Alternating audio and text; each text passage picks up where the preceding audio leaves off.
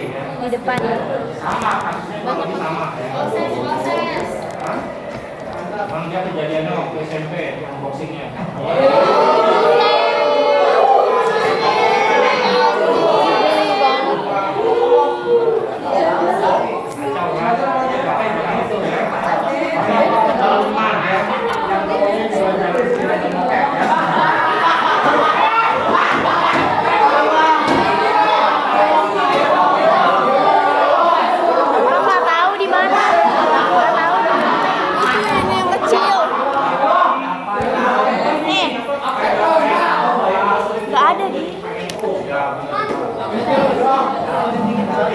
Di sini nih, kayaknya di tempat biru-biru.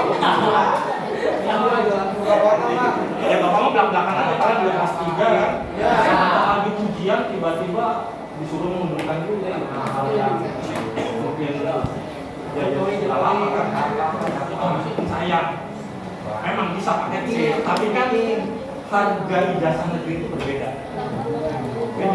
Nggak ada, Bes.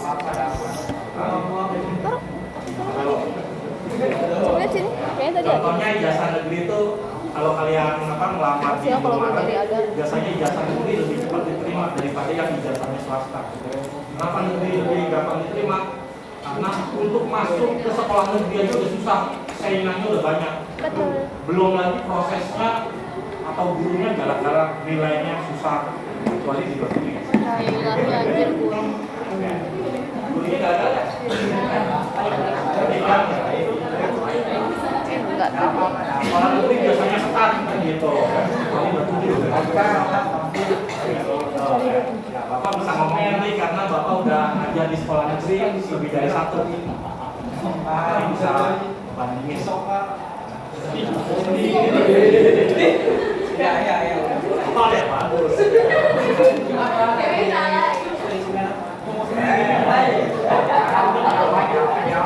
Oke, lanjut ya. Ketika kalian masuk SMA ya, kalian tuh belajar tentang kebanyakan teori kan daripada praktek ya. Bukan juga. Teori ekonomi, teori biologi ya, jangan dipraktekin biologi ya. Teori kimia ya. Artinya apa? Artinya kalian seharusnya lanjut ke jenjang yang lebih tinggi, yaitu masuk perguruan tinggi. Bukan berarti nggak bisa kerja, bisa aja kerja. Tapi sayang ilmu kalian masih setengah jalan. Biarpun kalian masuk ke perguruan tinggi. Dan setiap sekolah, khususnya sekolah negeri, itu mendapat jatah untuk masuk ke perguruan tinggi negeri. Bisa anjir. Kalau akreditasinya A, jatahnya itu 40% dari jumlah siswa kelas 12. Jumlah siswa kita kelas 12 taruhlah 500. 500 dikali 40% berapa? 200 siswa. 5 kali 4, 20 kan? 200 siswa. Nah, dari 200 siswa itu 100-nya anak IPA, 100-nya anak IPS. Ya. Yep. Kalau anak IPA pada itu semua. Anak IPS tahun kemarin hanya 50%. Tapi seiring berjalannya waktu lama-kelamaan mundur tuh. Tadinya 50, jadi 30 yang ikut. Dan IPA-nya juga sama, tadinya 100 siswa yang ikut, lama-lama tinggal 80. Ini sebenarnya sangat disayangkan ya. Kenapa disayangkan? Karena ketika sudah mendapat jatah seperti itu, di sekolah lain pada berlomba-lomba ingin masuk ke perguruan tinggi negeri. Disebutnya siswa eligible. Eligible. Bahasa Indonesia ya. Eligible. Apa itu siswa eligible? Yaitu siswa yang berprestasi, yang rata-rata rapotnya tinggi dari kelas 1 semester 1 hingga kelas 3 semester 1. Jadi nilai kalian itu dari kelas 1 sampai kelas 3 di rata-rata semua. Yang paling tinggi masuk ranking ini eligible. Masa gitu. Karena sekolah kita akreditasinya A 40% atau kurang lebih 200 siswa. Ini nanti di ranking nih, ranking 1 siapa, 2 siapa, 3 siapa, sampai ranking 200. Kalau tahun kemarin ranking 1-nya Julian, anak kelas 12 IPS 1. Siapa? kan? Videonya. Juga siapa? Kan reviewnya bawa anak IPA. Tahun kemarin. Nah, Anak ini IPA. kebetulan yang suka ranking adalah Bapak ya. Tapi ya sangat disayangkan ketika dibikin daftar seperti ini, ternyata ada siswa yang di tengah-tengah ini nggak mau ikut. Kan jadi ompong ya. Iya saya. Akhirnya sistem ini Bapak ubah. Tadinya diurut berdasarkan siswa eligible, siswa yang berprestasi, Bapak ubah menjadi siswa yang berminat dulu aja. Karena meskipun berprestasi tapi tidak berminat, ya buat apa? Betul. Capek-capek dihitung, dia nggak mau. Jadi Bapak ubah. Jadi sekarang minatnya dulu, siapa yang berminat, nanti Bapak ini berdasarkan nilai rapor. Nah ini disebutnya eligible itu biasanya berdasarkan semua sekolah, semua siswa di sekolah negeri ada ingin masuk ke daftar siswa eligible. Karena apa? Karena dari daftar siswa eligible ini kalian bisa masuk perguruan tinggi cukup melampirkan nilai rapor saja. Jadi sangat mudah daripada kalian masuk perguruan tinggi negeri lewat jalur tes tahu sendiri kan susah soalnya ya. Terus ada beberapa jenis tes. Satu jenis tes 100 soal, ada 3 jenis tes 300 soal. Mabok duluan kan. Ini ya, makanya Bapak harapkan kalian berminat masuk ke perguruan tinggi negeri. Ya, Bapak kenapa di aku?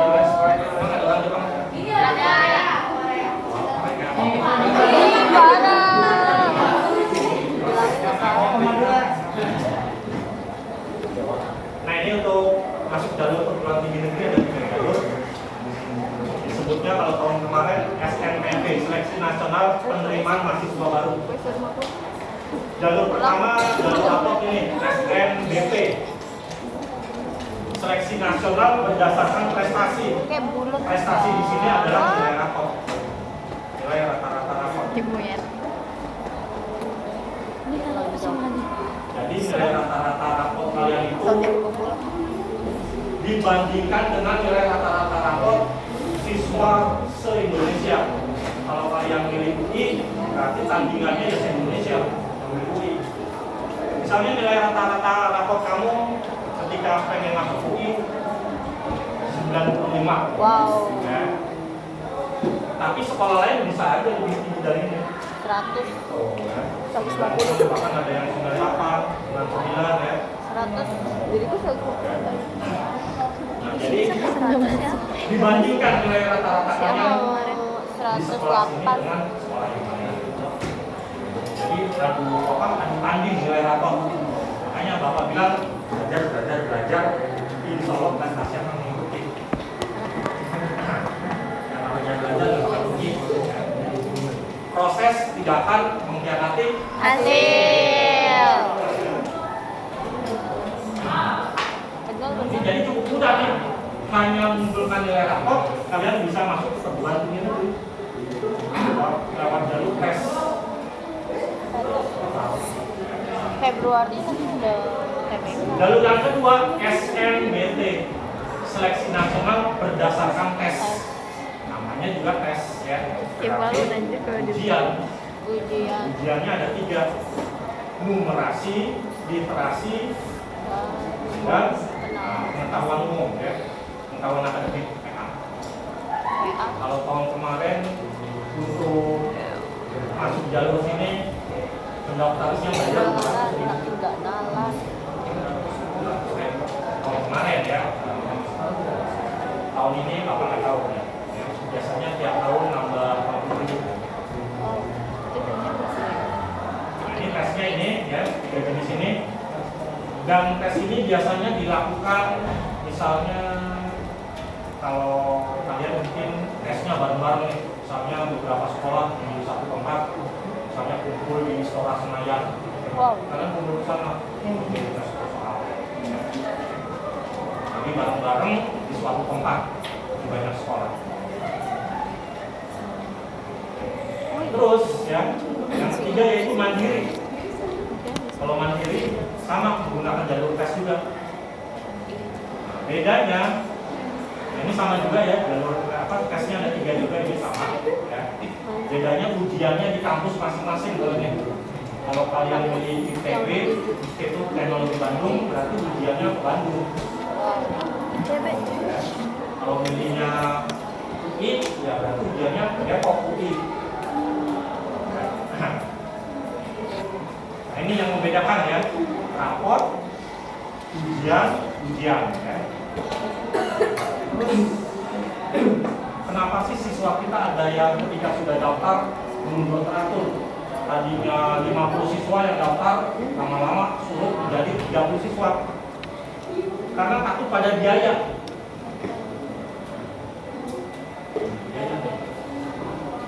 Sebenarnya biaya kalian gak usah khawatir ya. Kalian masuk ini kan pakai jalur prestasi semua ini. Ya, banyak ini ya. Yang ini prestasi ini ya. Kalaupun kalian masuk ke sini, namanya perguruan tinggi negeri, beasiswanya sangat banyak. Bapak waktu kuliah di UNJ dapat beasiswa super smart. Padahal per semesternya 200.000.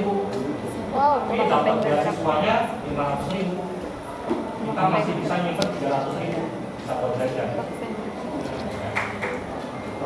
Itu zaman dulu Bapak ya, tahun 94.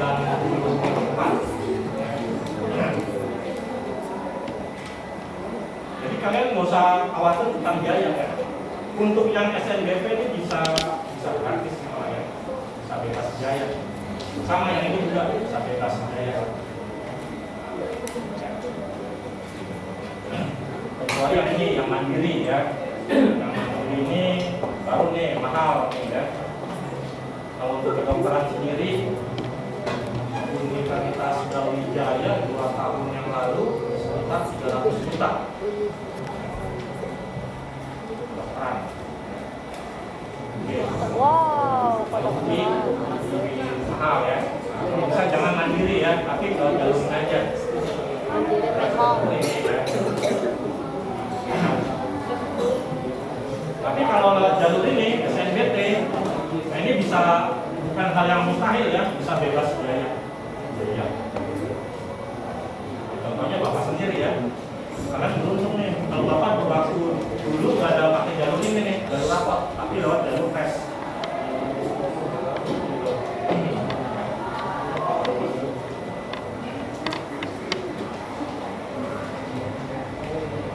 Ini udah kan betul ya? Ya, Belum. Oh, nggak usah jatuh.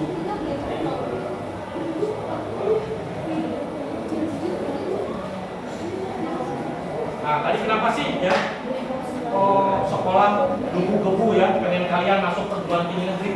Tadi udah Bapak bilang, ketika kalian memiliki ijazah negeri untuk mendapatkan pekerjaan jauh lebih gampang. Karena kan dilihat ijazahnya oh ya negeri, dengan swasta ya. Belum lagi apa? Yang biasanya apa? Pemimpin di perusahaan-perusahaan itu kebanyakan perguruan tinggi negeri.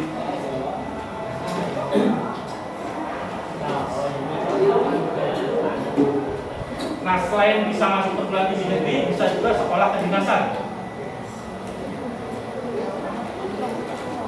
2 tahun yang lalu, ini ada sedikit unik nih ya.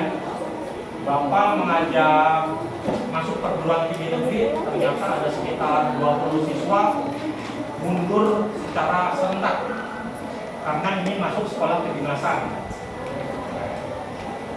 Kebetulan 2 tahun lalu itu kita dapat promosi, yaitu pendidikan untuk ujian sekolah kedinasan 20 siswa itu. Padahal Bapak dari awal sudah bilang ya, untuk sekolah kedinasan ujiannya jauh lebih sulit dibandingkan dengan ini hanya nilai rapot. Tapi karena mereka terlalu percaya diri ya tidak misalkan Bapak kayak gitu. Akhirnya dari 20 siswa tersebut tidak ada satupun yang masuk. Kita semua. Nah, sekolah kedinasan ini contohnya Akpol ya. Akpol atau Akmil ya. STAN. Wah, Wah. pengen masuk sini. Karena tunjangannya 300%. Kalau gajinya 5 juta, Aku masuk dikali STAN juga 300 penerimaan. 300 kali lipat. Ini 5 juta kali doang. Alasannya, kata Menteri Keuangan mengelola harta negara tidak harus dikasih tunjangan yang besar supaya nggak korup. Padahal sama aja, korup juga kan. Susah ya. Sini. Ada lagi STIS, Sekolah Tinggi Ilmu Statistik. Pengen masuk sini. Nah ini kalian jago matematik boleh nih ikut tes STIS ya. Ini nanti jadi apa? Akuntansi negara. Bukan kali-kali ini apa? Statistik. Jadi hitung-hitungan. Jadi kayak ada data gitu. BPS, Biro Pusat Statistik. Kantornya ada di cabang. Nah, kebetulan ada bapak masuk sini nih, STIS. Mau Pak. Tolong Pak. Matematik ya. Terus ada juga Sekolah Tinggi Sandi Negara, Sekolah Tinggi Intelijen Negara, Sekolah Tinggi Teknik Telkom, ya. Telkom. Banyak ya. S triple T. Nah ini semua ya, minimal tesnya 3 kali. Pertama pengetahuan akademik, kedua tes kesehatan, ketiga wawancara. Bahkan ada psikotes ada juga nih ya. Psikotes. Wawancara jarang ya. Psikotes terus ada lagi yang apa? TOEFL-nya.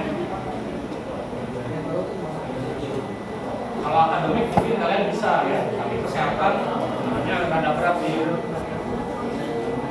Karena kalau untuk yang apa? Biasanya keliling lapangan 5 kali. Terus dicek detak jantungnya.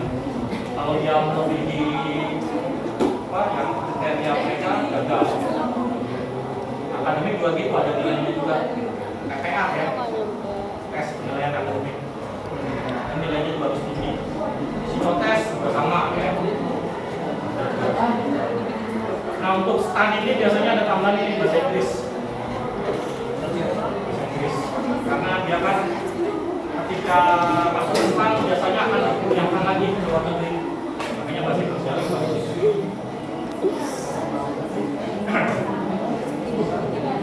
Nah yang membedakan apa? Kalau sekolah kedinasan dia lulus langsung jadi PNS. Tapi kan sebelumnya tesnya ada banyak.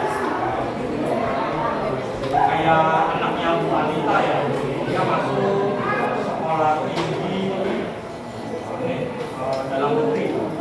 Jadi nanti ketika lulus dia menjadi jaga sipir, jaga penjara.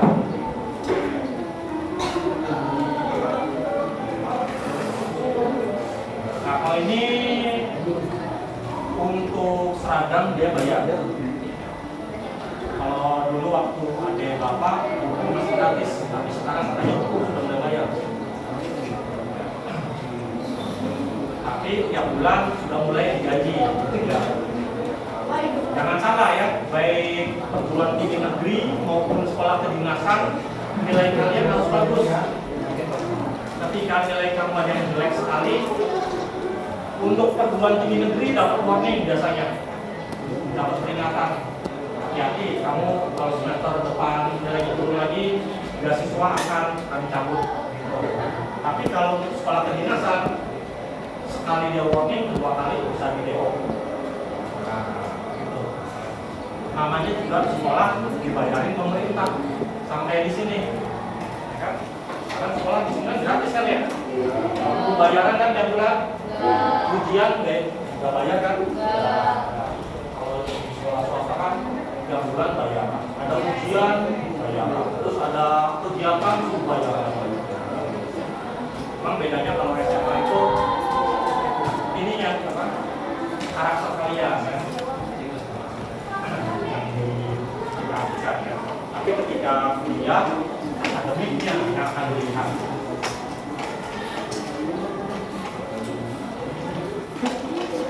Oke, sampai sini mungkin ada yang mau ditanyakan.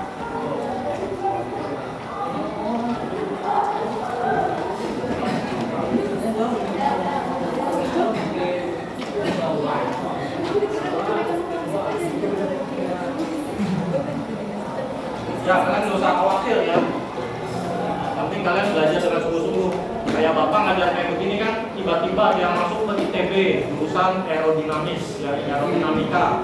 Sekarang udah kerja di Jerman. Padahal kayak kalian itu sangat mau membuat ternyata ketika masuk ini jalur tes dia bisa, ini rapor bisa. Jadi kalian harus mengembangkan diri dan percaya diri juga. Jangan minder. Kalau katanya kuliah itu susah, ya nggak juga. Ketika kalian dari SMP ke SMA, kayaknya pelajaran SMA susah ya. Tapi ketika udah menjalani kan gampang kan. Sama kuliah juga gitu. Susah gitu kan. Ketika nanti sudah mendalami ya. Oke ya. Ya, kalian harus semangat ya. Semangat. Gimana dong?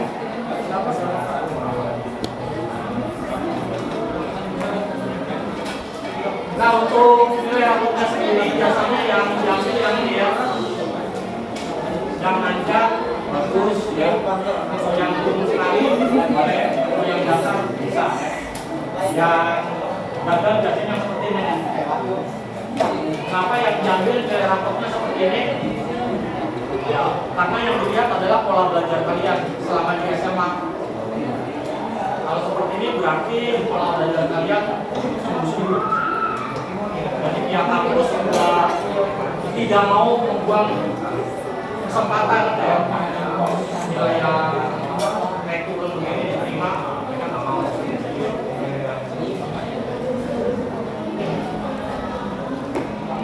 Terus juga ketika memilih kampus yang perlu diperhatikan adalah minat dan bakat kalian.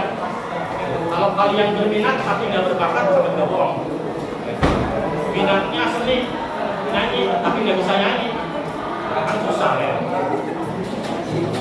Jadi minat dan bakat kalian.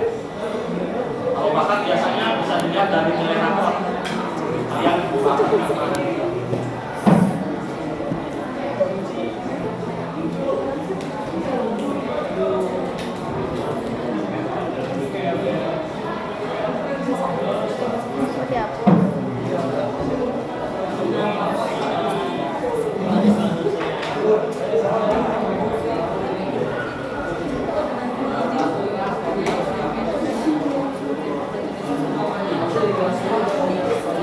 Nah, untuk yang berminat ya atau ingin mencoba ini ya masuk perguruan tinggi lewat jalur pertama, kedua maupun ketiga, kalian bisa masuk ke sini nih.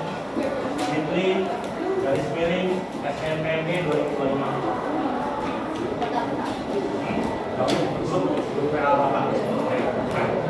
Karena langkah-langkah untuk masuk ke sini cukup panjang ya. Jadi nggak bisa serta-merta langsung daftar. Jadi ada prosesnya. Mulai pertama ngecek NISN, terus ngecek nilai rapor kalian, terus ngecek minat dan bakat kalian. Jadi tahapannya. Biasanya dimulai nanti Januari. Oke, Bapak harap kalian bisa ya terus mengembangkan diri. Kalau kalian berhasil bisa masuk perguruan tinggi negeri. Kalau kami guru paling hanya bangga doang ya. Tapi kan yang paling senang biasanya diri kalian dan orang tua kalian. Kamu paling nyeritain doang, murid bapak masuk ITB gitu kan. Ada masuk kedokteran kan gitu. Tapi ketika kalian bisa masuk perguruan yang kalian inginkan, merupakan kebanggaan buat orang tua kalian ya. Suatu keberhasilan orang tua mendidik kalian. Oke, mungkin itu saja dari bapak ya. Terima kasih perhatiannya. Wassalamualaikum. Waalaikumsalam. Kasih bapak. Ya, saat yang pada lama lagi. Oke.